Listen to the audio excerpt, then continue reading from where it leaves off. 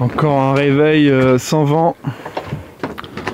Sauf que là il y a une petite houle qui vient. Donc quelque part il y a dû avoir du vent. Et le problème c'est que ce matin là, j'ai vu ces taches là, noires, sur le pont. Et je me suis demandé ce que c'était. En fait, ici là, il y avait un écrou avec un boulon comme de l'autre côté là, comme là. Et l'écrou, il a dû péter et aller quelque part. Et maintenant il y a du jeu là dans la baume. Sauf que je vois pas comment est-ce qu'on peut remettre l'écrou à l'intérieur quoi. Là, on le voit bien là, l'autre à l'intérieur ici là. Mais déjà je suis pas sûr que j'ai cette taille là. On voit là tout le métal là poncé et qui tombe sur le pont avec l'eau quoi. Enfin bon, ça plus les voiles qui ont fait du bruit toute la nuit, donc j'ai pas réussi à dormir. Heureusement que le lever de soleil est sympa ce matin quoi. Là je vous avoue que j'en ai un peu marre. Et ça n'avance pas quoi. Ça n'avance pas quoi. Ça fait je sais pas combien de jours. 3 jours, 4 jours, 5 jours. On n'a pas de vent quoi.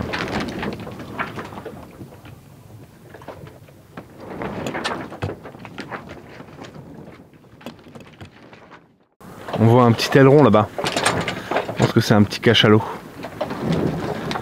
Tout petit hors de l'eau. Là encore.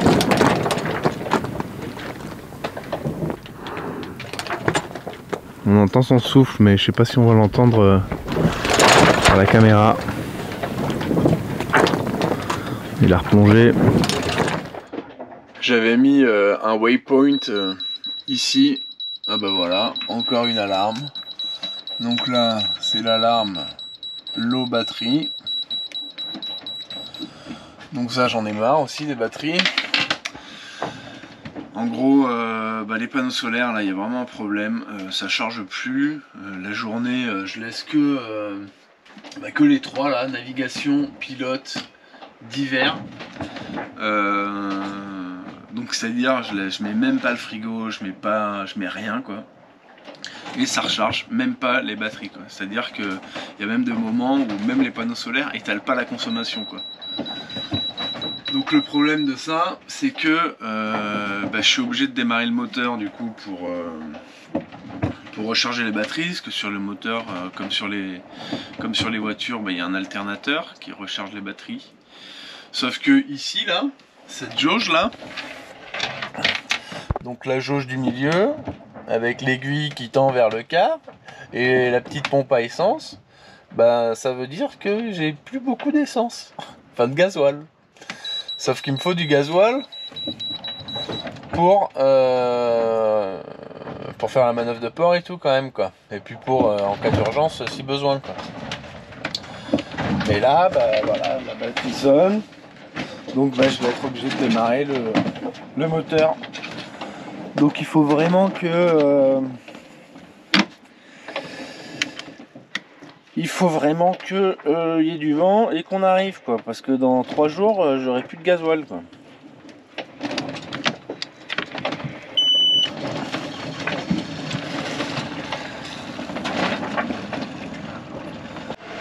On en était donc à ce waypoint que j'avais mis hier soir.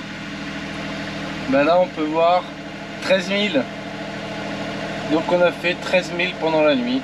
Donc je sais pas, ça fait un peu plus de, allez, je sais pas, j'ai pas calculé le temps, mais un nœud 5 quoi. Ça va pas vite. On peut aller voir dans le livre de bord.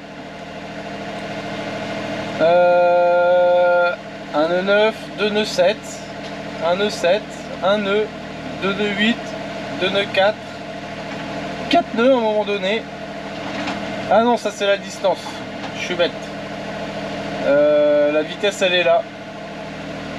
Donc un nœud 2 nœuds 2, 2 nœuds 7, 2 nœuds 6, 2 nœuds 16 pardon, 2 nœuds 7, 2 nœuds. Ouais, 2 nœuds quand même. Hein. C'est vite hein. En tout cas, c'est pas des bêtes curieuses. Mais elles vont tout doux là, ils sont 3 hein. Mais j'arrive pas bien à voir. On a l'impression que leur petit aileron dorsal, il est pas très pointu quoi, il retombe un peu.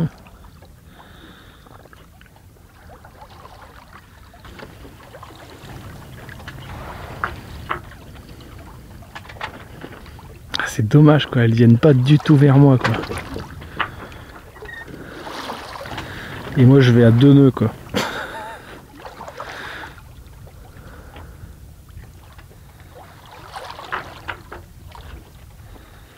Ah bah là ça a plongé là.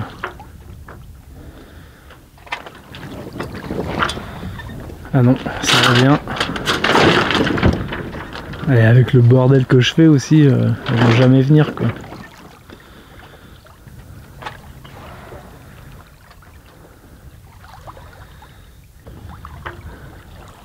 Ça chasse là-bas là. C'est des dauphins. Je sais pas si ça se chasse. Non, il y a des poissons qui sortent de l'eau et tout quoi.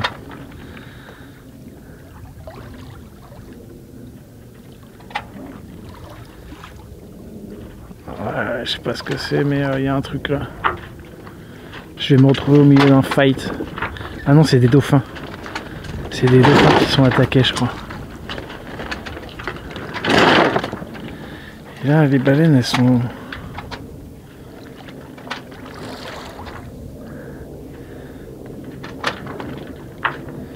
Les baleines, elles sont pas loin, là, mais on les voit pas, quoi.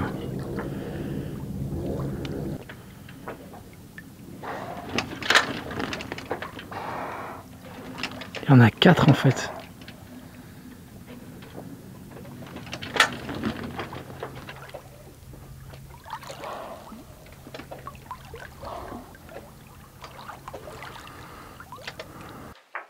Il y a des thons qui sautent de partout dans tous les sens. Tout à l'heure, il y en avait un à 1 mètre du bateau aussi. Je pense qu'ils se font chasser. Là, il y en a un, là, il y en a un juste là.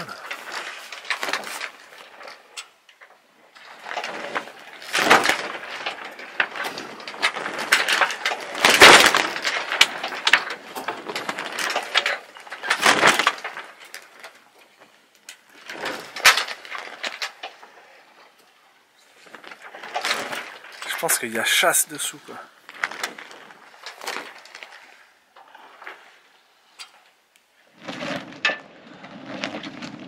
Toute la journée j'ai attendu le vent. Toute la journée les voiles ont faceillé, ça a tapé, ça fait du bruit. Et c'est un vacarme constant. C'est constant. Et c'est usant quoi. C'est usant. Et le vent il vient pas, et on n'avance pas. Il reste 60 000, normalement 60 000, mais en une demi-journée c'est fait quoi. Et là ça se trouve demain, on sera encore là à attendre avec les voiles qui faceillent, qui tapent. Et... ça a été ça toute la journée. Et là j'en ai marre. J'en ai vraiment marre, surtout qu'on touche au but quoi. Donc ça joue un peu sur les nerfs.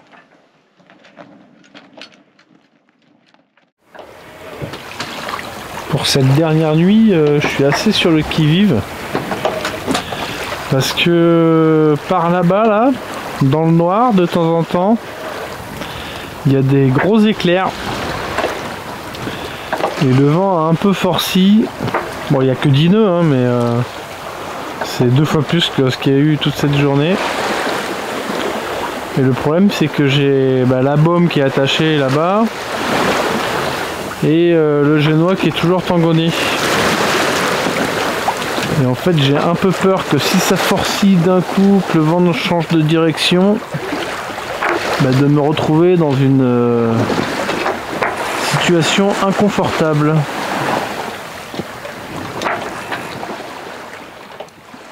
on a l'air de s'écarter un peu de l'orage. Le vent s'est même un peu calmé. Mais il y a un autre orage aussi devant. Du coup je suis quand même pas hyper assuré. Donc même si on bouge pas trop. Là on est à 2 nœuds 4. Je vais quand même dormir dans le carré, juste derrière là. Comme ça j'aurais vu ici sur la force du vent. Donc je pourrais tout le temps jeter un coup d'œil pour voir qu'est-ce que ça dit. Bon, finalement j'ai tout affalé. J'ai commencé à rouler le génois en me disant c'est plus safe de ne pas avoir le tangon parce que j'arrivais pas à m'endormir avec les éclairs. Enfin voilà, je pense que c'était plus safe. Donc j'ai gardé que la GV et en fait la GV elle faisait du bordel dans tous les sens. Enfin, c'était un enfer.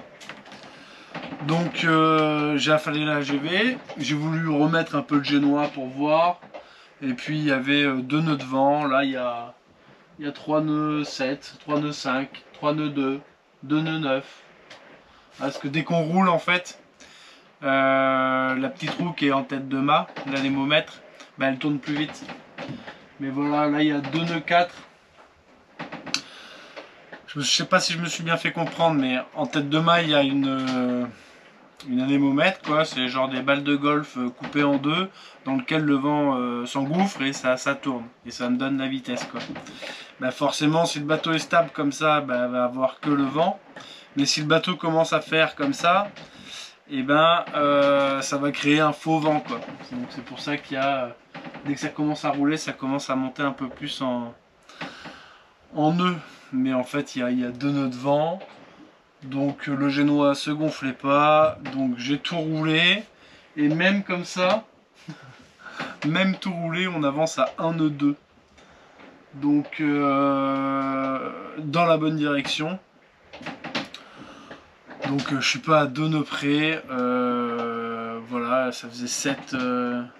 Si on fait 7000, on fera 7000. Combien, je sais même plus combien il restait de 1000. 40 000 je crois. Combien il reste de 1000?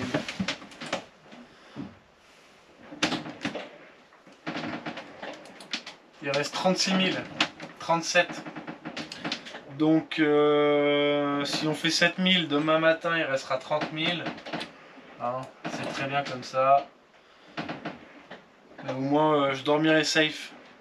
Et ça va peut-être rouler du coup un peu plus, mais au moins je vais dormir sereinement. En tout cas super sympa la dernière nave, la dernière nuit à bord, c'est un plaisir. Cette navigation aura pas été un régal. Mais c'est le problème de quand on a un schedule, un programme à respecter et que on n'attend pas la bonne fenêtre météo, quoi. On se prend du vent dans le nez, du vent par l'arrière et c'est l'enfer, quoi.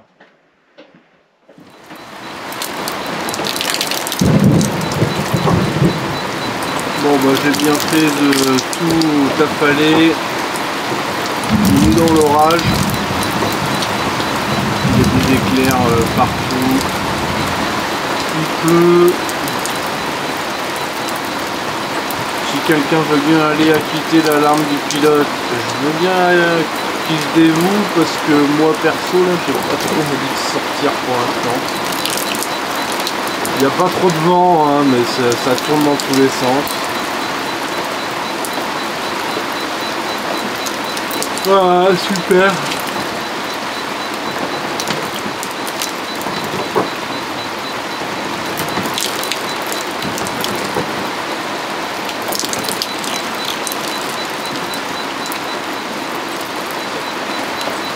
Non, il y a beaucoup d'éclairs mais il y a peu de tonnerre.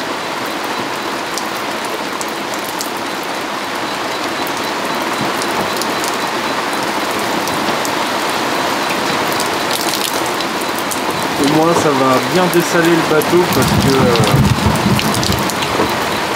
il n'avait pas eu d'eau douce depuis longtemps. Hein. La tempête est derrière nous. Le vent a changé de direction. Il y a 13 nœuds maintenant devant. Et ben on est de retour au pré. Donc le vent doit venir quelque chose comme ça. Donc on est au pré, mais on n'est pas loin de faire la route. Bon, par contre, ce qui est embêtant, c'est que commence à y avoir la côte ici. Hein. Là, on est à 18 000, donc eh bien, ça va être compliqué de commencer à aller faire la sieste. On a passé cette dernière nuit, ça y est, c'est fini. Il reste vraiment plus beaucoup, il doit rester 15 000 là à peu près.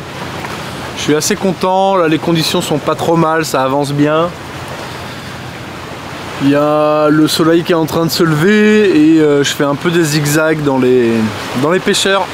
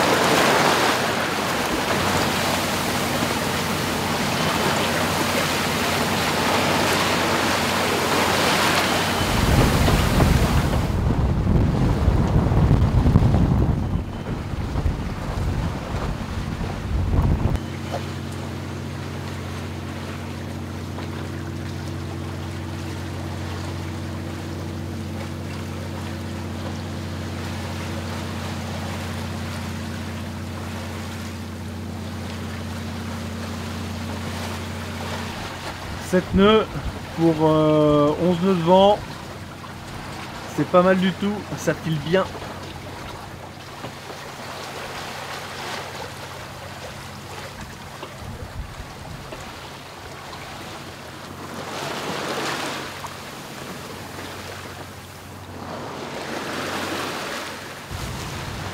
Et là-bas la terre qu'on voit, et ben c'est la France.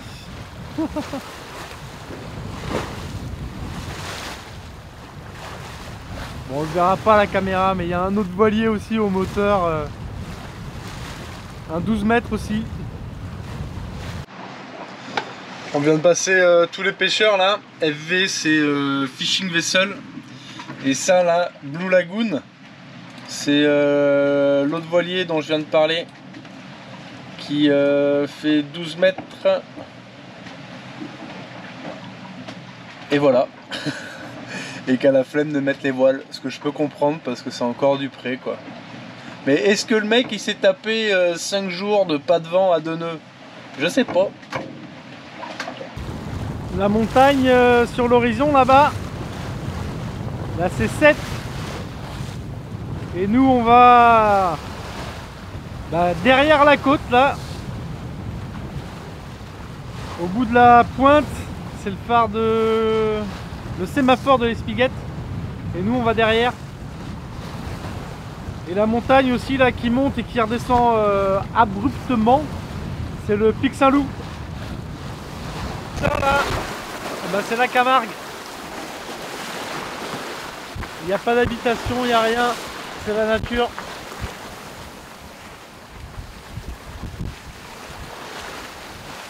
Il est 11h30. On est le 13 septembre, derrière moi c'est Port-Camargue.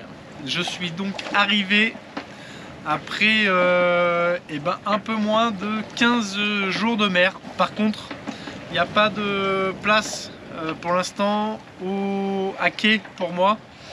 C'est-à-dire j'avais espéré que le chantier puisse me filer une place le temps de sortir le bateau de l'eau, comme ça je payais pas la place. Mais ils en ont pas, donc on va voir quand est-ce qu'on peut sortir le bateau de l'eau.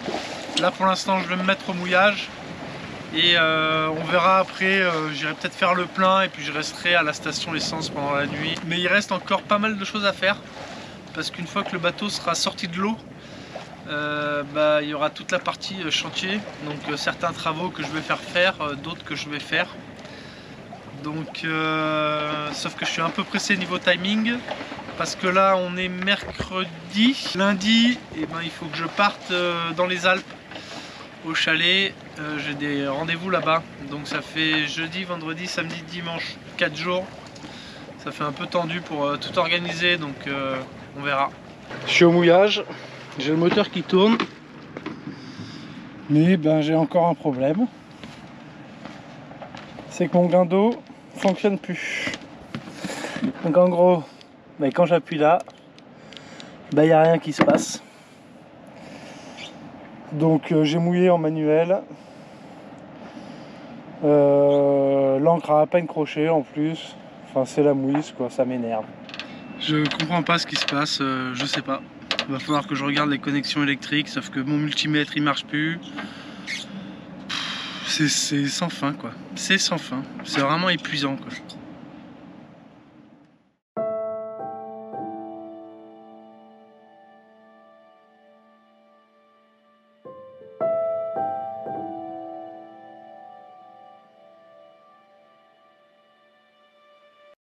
L'un des travaux, c'est changer la résistance du ballon d'eau chaude. Le ballon d'eau chaude était là. Et maintenant, je l'ai démonté, je l'ai mis sur le quai.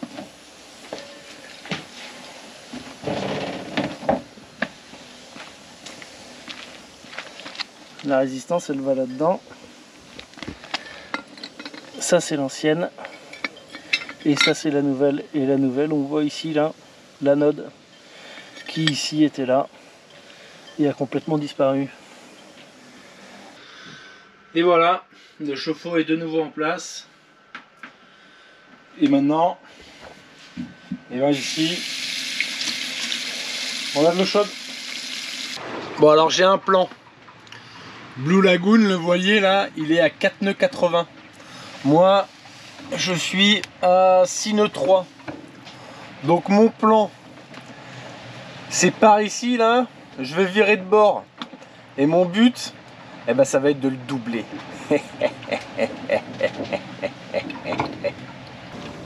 Putain, je sais pas de combien on est.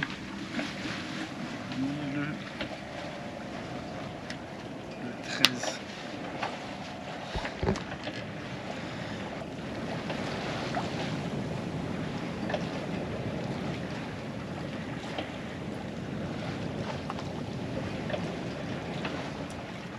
Je sais pas quoi dire.